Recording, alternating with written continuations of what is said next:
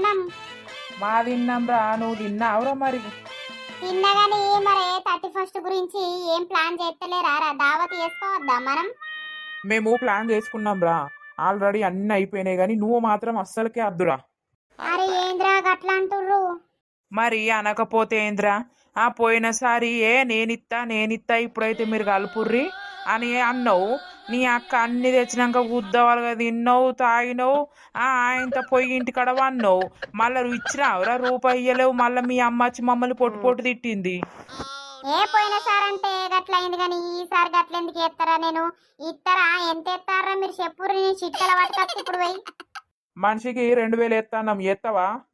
Or వారి గంతగనం ఎందుకురా? పోయినసారి 500 వేసుకుంటాం కదరా, ఇప్పుడేమో గంతగనం అనబడుతుంది. అంటే పోయినసారి ఉన్న ఖర్చులే ఇప్పుడున్నాయి. ఆ ఖర్చులు కోడికి పెరిగింది, మందుకు పెరిగింది, ప్యాలల బత్తకు పెరిగింది, అన్నిటికీ పెరిగినాయి. 500 అంటే మా అవ్వని ఎట్లనో బురికిచ్చి తెస్తా గాని ఈ 2000 అని అంటే నన్ను చెప్పు చీపురు పట్టుకునేది అంతదిరా. ఏం చేయాలరా ఇప్పుడు నేను? అందుకే నువ్వు వద్దు అంటున్నాం రా. నువ్వెప్పుడు దేవు మా దాంట్లో కలవవు, మంచిగా తింటావు, పీకుతావు, కానీ మాకు ఈసారి నువ్వు వద్దు పో. అరే గిట్లంటురేంద్ర మీరు? దోస్తానంటే గిదేనారా? అవు నీకు బాగా తెలుసు దోస్తాన్ గురించి. ఎప్పటిసుందో నువ్వు రూపాయి కలపకున్నా కూడా మేము నిన్ను చూసుకున్నాం. కానీ ఇప్పుడు అట్లా కుదరదురా. వాళ్ళు రమేష్ వాడు, సురేష్ వాడు వాళ్ళు అస్సలే ఒప్పుకోరు అని చెప్పిర్రు.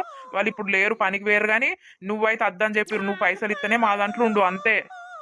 సరే మరి 2000 కానీ ఇప్పుడు మనం 5గురం. మరి 5గురు అంటే 10,000 పెట్టి ఏం చేస్తా అని చూస్తారా మీరు? 5 కిలోల చికెను,